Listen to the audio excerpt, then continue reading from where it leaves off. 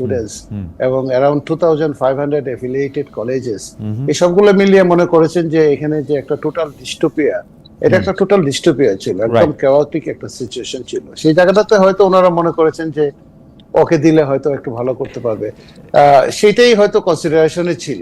তবে certainly it was not a political decision, okay, politically না করা হবে। প্রফেসর, আপনি অটোপাসের বিরুদ্ধে একটা কঠোর অবস্থান নিয়েছেন, এমনকি আপনি সেখানে যখন আন্দোলনরত শিক্ষার্থীরা তারা আন্দোলন করছিল, আপনি আপনার নিরাপদ অবস্থান থেকে বেরিয়ে এসে তাদের মুখোমুখি হয়েছেন।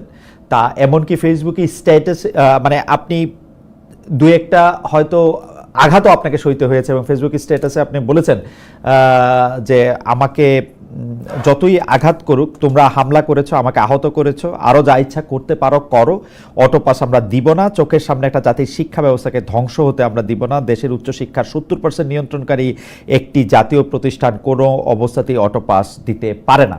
কিন্তু স্যার, আপনার তো শিক্ষার্থীদের দাবিও আপনার আসলে শুনতে হচ্ছে বা শুনতে হবে মনে হয়।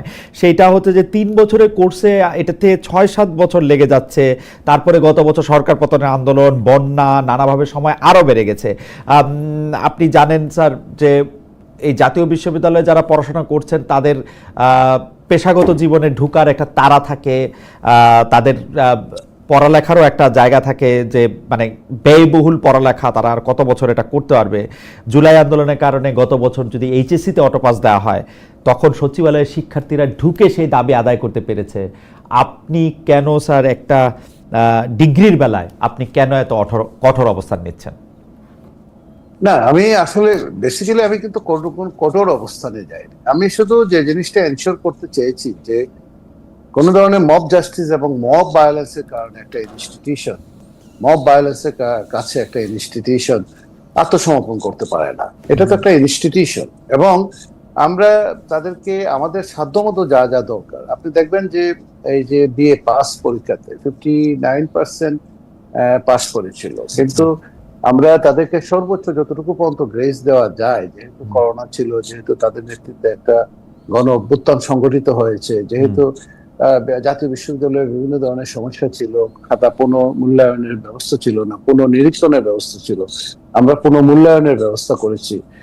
প্রশ্নের মানও আস্তে আস্তে উন্নত হচ্ছে, এবং এই গত পরীক্ষাতেই প্রশ্নের মান উন্নত হয়েছে, এবং সেটা নিয়ে বিভিন্ন ধরনের ফেসবুকিং হয়েছে, বিভিন্ন ধরনের সেরকম একটা অবস্থার ভিতরে সর্বোচ্চ গ্রেস দিয়েও কিন্তু এটা প্রায় 69% হয়েছে।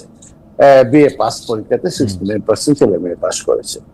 তো আমাদের পক্ষ থেকে যা যা করা দরকার আমরা তো তা করলাম, এবং আমরা আমি 7-8 মাস দায়িত্ব নেওয়ার পরে এখন পর্যন্ত প্রায় 25 লক্ষর উপরে শিক্ষার্থীদের পরীক্ষা নিয়েছি, এবং এক একটা পরীক্ষাতে 5-7 লক্ষ, এক একটা পরীক্ষায় 5-7 লক্ষ শিক্ষার্থী পরীক্ষা দেয়, এবং সারা দেশব্যাপী সেই পরীক্ষাগুলো হয়। কারণ জাতীয় বিশ্ববিদ্যালয় একটা ন্যাশনাল ইনস্টিটিউট হিসেবে দ্য লার্জেস্ট ইনস্টিটিউট, যেটা দেশের প্রায় 70% শিক্ষা ব্যবস্থা নিয়ন্ত্রণ করে, উচ্চশিক্ষার।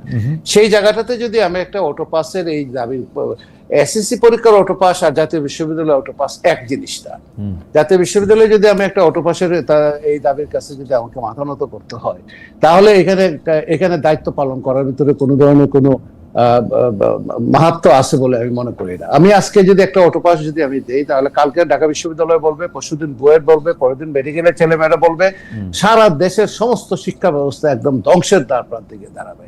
এই জায়গাটাতে আমরা খুব স্ট্রিক্টলি মেনটেন করেছি।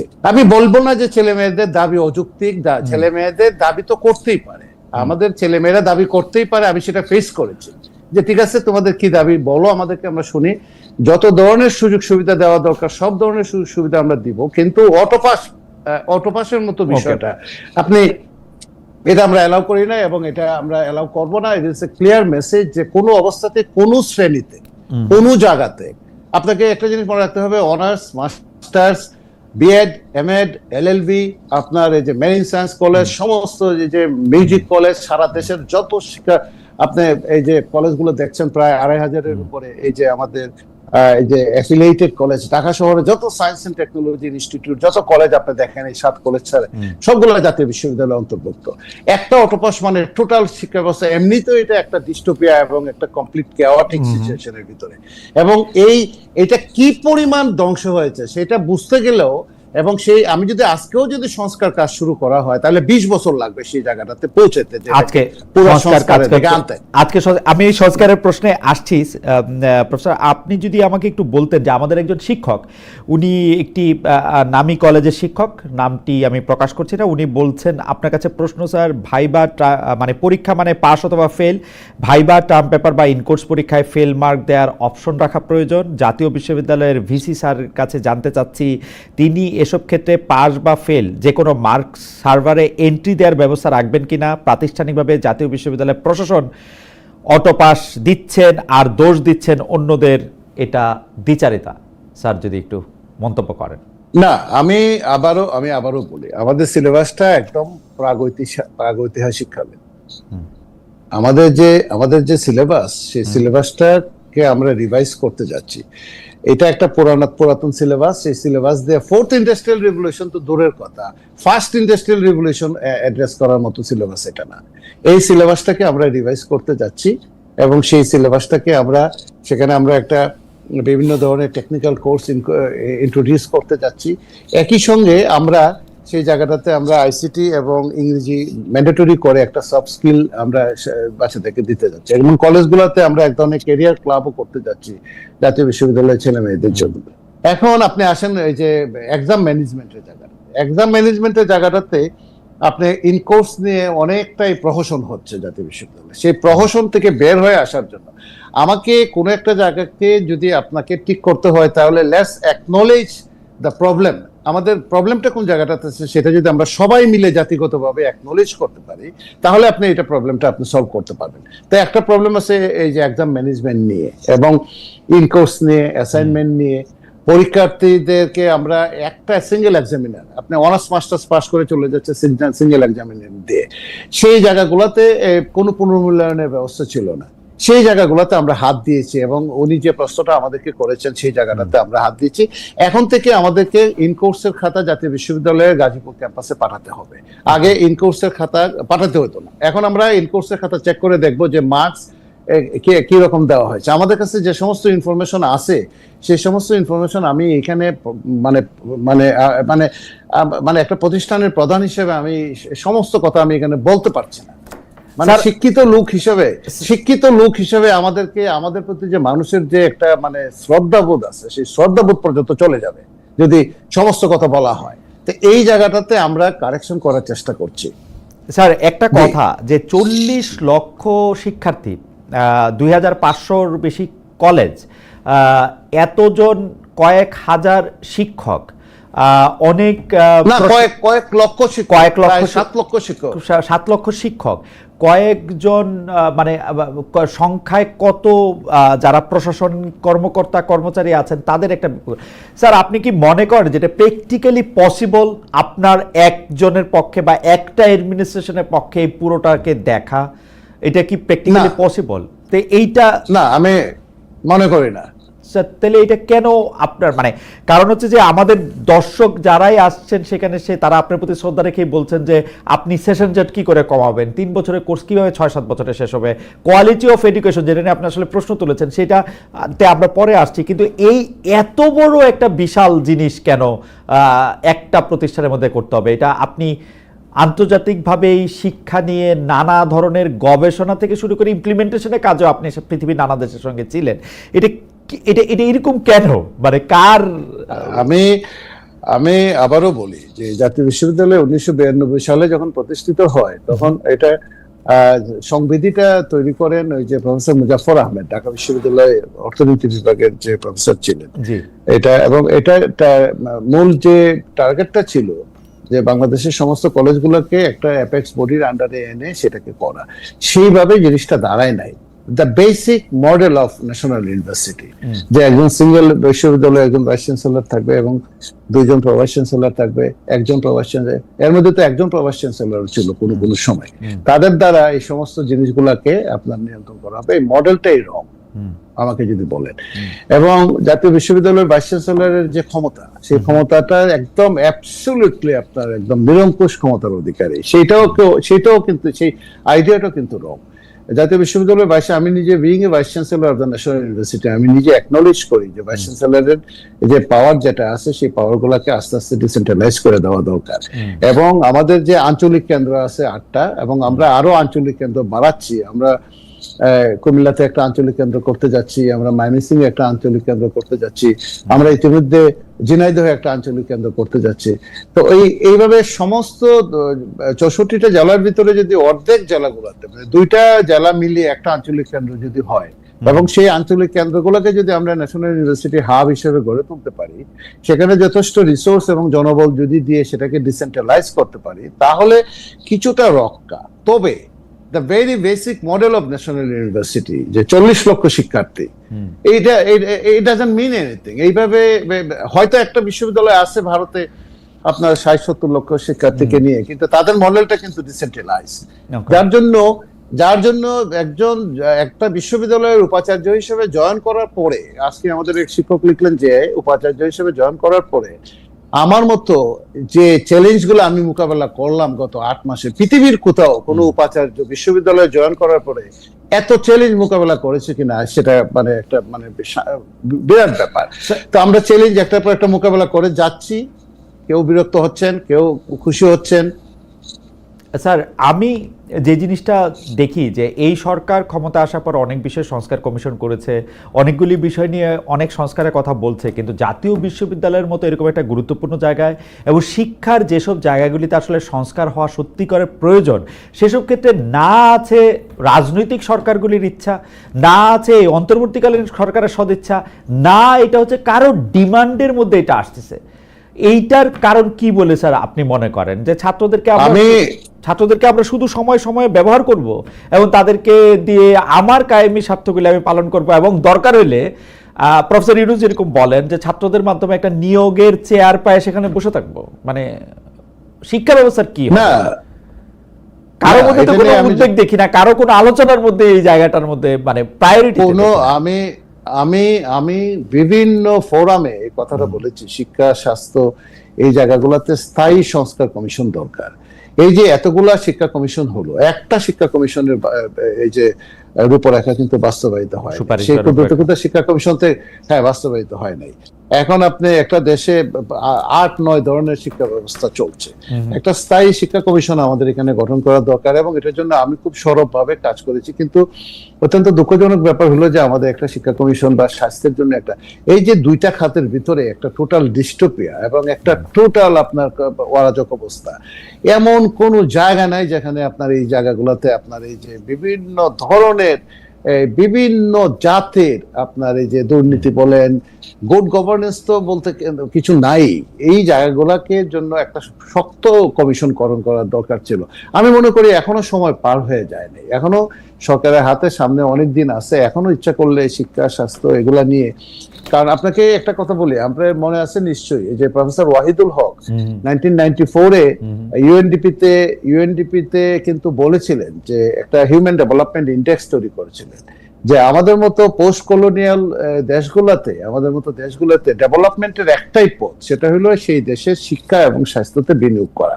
আজকে যদি আপনি 1 টাকা বিনিয়োগ করেন শিক্ষায়, তাহলে 300 গুণ ফিরে আসবে 2 জেনারেশন পরে। এবং আপনি একটা খেয়াল করে দেখেন, সেই মডেলটা আমরা ফলো করলাম না, কিন্তু সেই মডেলটা ঠিকই কিন্তু মালয়েশিয়া ফলো করলো, অথবা ধরেন তারও আগে একই ধরনের মডেল ছিল সিঙ্গাপুরে, লি কুয়ান সেটা ফলো করলো, একই ধরনের মডেল চায়না ফলো করলো, একই ধরনের মডেল ইভেন ইরান ফলো।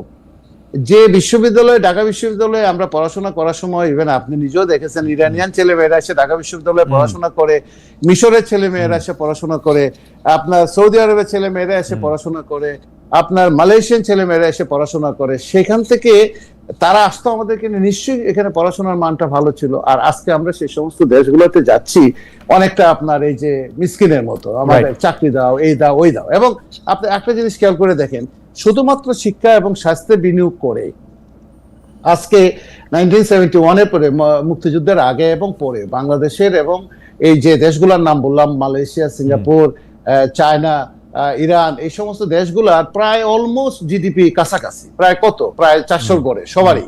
আজকে সিঙ্গাপুরে 50,000 প্লাস, আজকে চায়না একটা সুপার পাওয়ার, আজকে ইরান অ্যাটমিক শক্তিধর রাষ্ট্র, আজকে আমরা মালয়েশিয়াতে যাই, থাইল্যান্ডে যাই, আপনি হসপিটালে। স্যার আপনি যে কথাগুলি বলছেন সেই কথাগুলি আসলে মানে আপনি যে নতুন বলছেন বা আপনি যে একমাত্র নতুন বলছেন তা না, বহুদিন ধরে এটা বলা হচ্ছে, অনেকে বলছে। বহুদিন ধরে এটা বলা হচ্ছে, কিন্তু কেউই এটার মধ্যে মনোযোগ দিতেছে না। স্যার আমি যদি একটা গড়ে একটা এরকম প্রশ্ন করি যে 40 লাখ যে শিক্ষার্থী আছেন যাদেরকে আপনি স্যার গ্রাজুয়েশন ডিগ্রি দিচ্ছেন, তারপর হচ্ছে পোস্ট গ্রাজুয়েশন ডিগ্রি দিচ্ছেন, তাদের আসলে লক্ষ্য বা উদ্দেশ্য কি? তাদের সামনে আসলে কি আছে? মানে একটা কারো কারো আছে যে একটা সরকারি চাকরি পাবে, কারো তাদের সামনে একটাই লক্ষ্য, একটা চাকরি পাওয়া। কোনো অবস্থাতে এটা এই সিস্টেমটা, আমরা যে সিস্টেমে চলছি এখন এই মুহূর্তে, এই সিস্টেমে কোনো অবস্থাতে একজন প্রকৃত মানুষ হিসেবে গড়ে তোলা, একজন জ্ঞানী মানুষ হিসেবে গড়ে তোলা, একটু অ্যানালিটিক্যাল ব্রেইন তৈরি করা, একটু প্রচন্ড পরিশ্রম করে, জাতীয় বিশ্ববিদ্যালয়ের শিক্ষকরা প্রচন্ড পরিশ্রম করে, কোনো বেনিফিট হয়তো সেভাবে দিতে পারে না। আমাদের অনেক ছেলে মেয়ে আছে তারা প্রচুর পরিশ্রম করে, এবং জাতীয় বিশ্ববিদ্যালয় এত মানে আন্ডারমাইনও করা হবে না, কারণ জাতীয় বিশ্ববিদ্যালয় গত বিসিএস এ 3য় স্থান দখল করেছে, এবং জাতীয় বিশ্ববিদ্যালয়ের অধীনে শতবর্ষব্যাপী কলেজ আছে প্রায় 1 ডজনের মতো। আপনি যদি দেখেন আমাদের মডেল কলেজগুলা, যেমন আপনার রাজশাহী কলেজ, আপনার পাবনা এডওয়ার্ড কলেজ, আপনার এই যে এই Comilla Victoria college, Sylhet MC college, Brajamohan college, Chittagong college, এই যে কলেজগুলো আপনার বড় বড় কলেজগুলো, বা ঢাকাতে আমাদের যে সমস্ত বড় বড় কলেজগুলো আছে, সেই কলেজগুলোতে আমরা একটা সংখ্যক ছেলে মেয়ে পাচ্ছি, কিছু সংখ্যক ছেলে মেয়ে পাচ্ছি যারা বিসিএস এ ভালো করছে, যারা ব্যাংক, বিমা, ইন্স্যুরেন্সে, আপনার ন্যাশনাল ইউনিভার্সিটি, আপনি যে কোনো ব্যাংকে ঢুকেন দেখবেন 60% ছেলে মেয়ে ন্যাশনাল ইউনিভার্সিটি গ্রাজুয়েটস। সেটারও আবার একটা অন্য কারণ আছে, সেটা তাদেরকে সহজে কন্ট্রোলের ভিতরে রাখা যায়। কিন্তু এইটাই কি একটা দেশের শিক্ষা ব্যবস্থার মূল উদ্দেশ্য হতে পারে, যে আমি শুধু এই একটা বিশ্ববিদ্যালয় শুধুমাত্র আমি কিছু সংখ্যক লোক তৈরি করব যারা শুধুমাত্র এই ব্যাংক, বিমা, ইন্স্যুরেন্স চালাবে একদম মেশিনের মতো, এই দেশে কোনো গবেষণা হবে না, এখানে কোনো জ্ঞান চর্চা হবে না? স্যার আমি আপনাকে উদ্ধৃত করি দর্শকদের জন্য।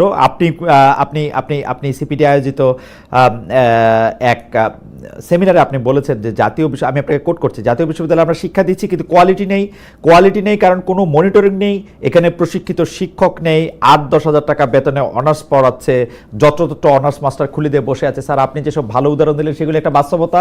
আবার আপনার এই 3 লাইনের কথাই কিন্তু বোঝা যায় পুরোটা জিনিসটা আমরা একটা ফার্স বা জোক বানায় রাখছি। স্যার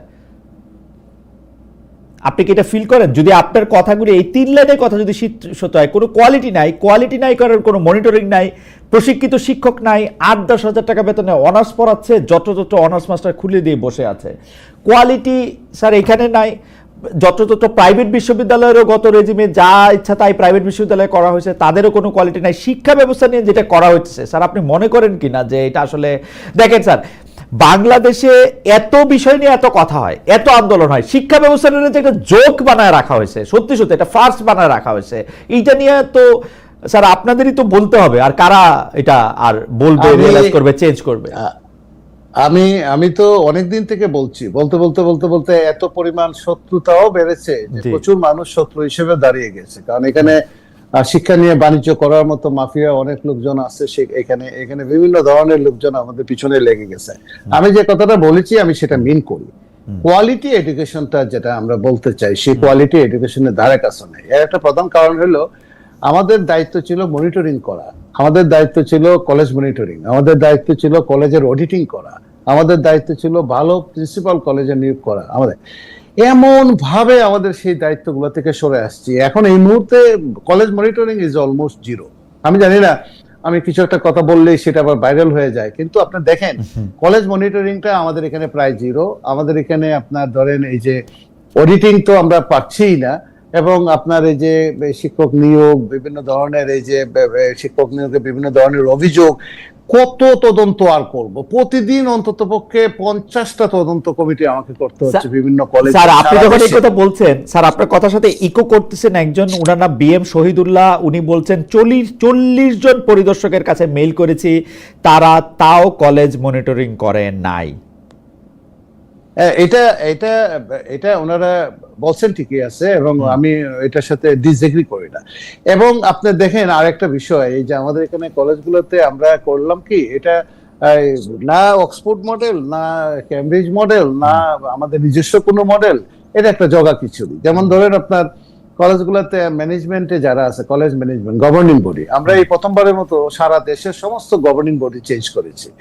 এই গভর্নিং বডির সভাপতি হওয়ার জন্য সমাজের ভিতরে, মানুষের ভিতরে যে কি পরিমাণ প্রতিদ্বন্দ্বিতা, প্রতিযোগিতা, রাজনৈতিক দলগুলোর ভিতরে, ব্যবসায়ীদের ভিতরে, হাজার হাজার কোটি টাকার মালিক, কিন্তু উনি একটা কলেজের সভাপতি হতে চান, কারণ এতে তার প্রেস্টিজ বাড়বে এলাকাতে। ঠিক আছে, ভালো মানুষরা কলেজ পরিচালনা বোর্ডে আসুক, সেটা আমরাও চাই, কিন্তু এই কলেজ গভর্নিং বডি নিয়ে, কলেজ পরিচালনা নিয়ে গত 15-16 বছরে একটা মানে এটা কি বলবো, এটা মানে যা ইচ্ছে তাই কাণ্ড হয়েছে। এবং কলেজগুলোকে নিজস্ব মানে সম্পত্তির মতো ব্যবহার করে, কলেজের আপনার ধরেন অ্যাকাউন্টস ঠিক নাই, যার যেভাবে মনে ধরে অমুক অনুষ্ঠান হবে সেখানে 50 লাখ টাকা চাঁদা দাও, অমুক অনুষ্ঠান হবে সেখানে 70 লাখ টাকা চাঁদা দাও, এইটা করো ওইটা করো ইত্যাদি ইত্যাদি, এইগুলা করে কলেজগুলাতে। এবং শিক্ষকদের ভিতরে যে কিন্তু স্যার এটা আরেকটা পিট কি স্যার আপনি দেখতে পান? যেমন স্যার আমি বাংলাদেশে থাকতে, আমিও বাংলাদেশের মানে ঢাকার একটি কলেজের গভর্নিং বডিতে ছিলাম, কিন্তু আমি তো দেখেছি গভর্নিং বডির চেয়ারে থেকে কিন্তু আসলে খুব বেশি পাওয়ার প্র্যাকটিস করার কোনো সুযোগ নাই। যেমন আমি মিটিংগুলিতে উপস্থিত থাকতাম, আমার মতামত দিতাম একটু পর্যন্তই। এর বাইরে কলেজ গভর্নিং বডিতে যারা সভাপতি মেম্বার থাকেন, তারা এত পাওয়ারফুল কি করে হয়ে ওঠেন? নিশ্চয়ই স্যার এটার কোনো ম্যাজিক আছে। মানে কলেজ গভর্নিং বডিতে এত পাওয়ার থাকার কথা না, উনারা কিভাবে এটা হলো যে আপনি হয়তো বদলোক মানুষ, আপনার হয়তো তারা চড়া হইতে পারে নাই, বা মানে কি করতে পারে নাই। কিন্তু ধরেন আমি একটা উদাহরণ হিসেবে বলি, একটা কলেজ 17-18 হাজার স্টুডেন্ট, তার ইনকাম মানে প্রচুর টাকা ইনকাম, তার ফিক্সড ডিপোজিট আছে হয়তো ধরেন 100 কোটি টাকা। এটার দিকে সবার নজর, এবং এটাকে এমন ভাবে পলিটিসাইজ করা হয়েছে, মানে রাজনীতিটাকে এমন ভাবে টেনে আনা হয়েছে, স্থানীয় রাজনীতি, আন্তর্জাতিক রাজনীতি, সব রাজনীতি এটাকে টেনে আনা হয়েছে, যে এটা আর একটা শিক্ষা প্রতিষ্ঠান হিসেবে সেটা দাঁড়াতে পারে না। এই জায়গাগুলোতে আমরা একটু চিন্তা ভাবনা করছি যে কলেজ গভর্নিং বডি, ভারতে যে কলেজগুলো পরিচালিত হয়, পাকিস্তানে অথবা শ্রীলঙ্কাতে যে কলেজগুলো পরিচালিত হয়, সেখানে তো গভর্নিং বডি নাই। সরকারি কলেজগুলো যদি মাউসি এভাবে একটা প্রতিষ্ঠান দ্বারা নিয়ন্ত্রণ করতে পারে, তাহলে আমরা আমাদের কলেজগুলোকে একটা আলাদা প্রতিষ্ঠান দ্বারা নিয়ন্ত্রণ করতে পারি কিনা, এই গভর্নিং বডি থেকে বের হয়ে এসে, সেটা একটা বড় বিষয়। আমরা একটু চিন্তা ভাবনার ভিতরে আমাদের আছে, কিন্তু মুশকিল হলো যে মানে এই যে সংস্কার কাজে বিভিন্ন জায়গাতে আমরা হাত দিয়েছি, যে আমরা একটা ট্রেড কোর্স চালু করতে চাই। আপনি জানেন 2026-এর পর থেকে আমাদের এখান থেকে আনস্কিল লোকজন গালফ স্টেট গুলাতে নেওয়া হয়তো অনেকটাই সংকুচিত হয়ে আসবে। তাহলে আমাদের এখানে কিন্তু স্কিল ট্রেনিং গুলা লাগবে। এই জন্য আমরা আপ্রাণ চেষ্টা করছি, সকাল বিকালে এটুআইয়ের সাথে আমরা একটা চুক্তি করেছি, ন্যাশনাল স্কিল ডেভেলপমেন্ট ফাউন্ডেশনের সাথে একটা চুক্তি করেছি, ইউনিসেফের সাথে আমরা একটা চুক্তি করেছি। ইউনিসেফ বলছে যে জাতীয় বিশ্ববিদ্যালয়ে যারা ড্রপ আউট হয়ে গেছে, অথবা ন্যাশনালি যারা ড্রপ আউট হয়ে গেছে, তাকে একটা ছোট্ট 3 মাসের একটা কোর্স দিয়ে, একটা মাইক্রো ক্রেডেনশিয়াল, একটা ট্রেনিং দিয়ে যদি মার্কেটে দেওয়া যায়, তাহলে তার স্কিল ডেভেলপমেন্টটা হলো। এই সমস্ত জায়গাতে আমরা এই সংস্কারের কাজে হাত দিয়েছি, এবং এই জায়গাগুলোতে আমরা চেষ্টা করছি।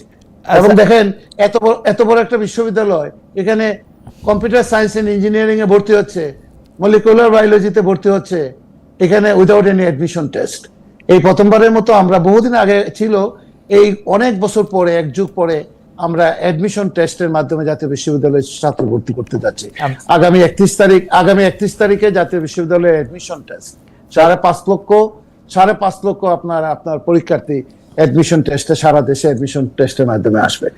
স্যার শুরু করা। স্যার আমি দুই একটা মন্তব্য আপনাকে বলি, কিন্তু আমার কিছু প্রশ্ন আছে। সেই প্রশ্নের মধ্যে থেকে হচ্ছে যে একজন প্রশ্ন করেছেন মোহাম্মদ ফয়জুল আমিন, তিনি বলেছেন ডিগ্রি 2019-20 ছাত্রছাত্রীদের গ্রেস মার্ক কেন দেওয়া হলো না, কিন্তু অনার্স চতুর্থ বর্ষের দেওয়া হলো, ডিগ্রির ক্ষেত্রে কেন এত অবহেলা?